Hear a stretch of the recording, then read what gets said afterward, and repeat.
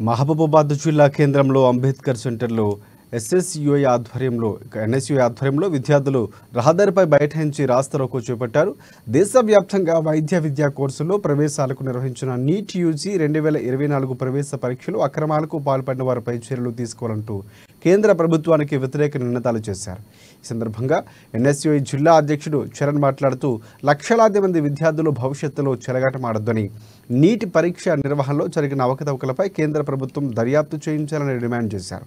లేని పక్షంలో ఎన్ఎస్యుఐ ఆధ్వర్యంలో ఉద్యమాన్ని ఉధృతం చేసి కేంద్ర ప్రభుత్వం మెడలు వంచుతామని హెచ్చరించారు.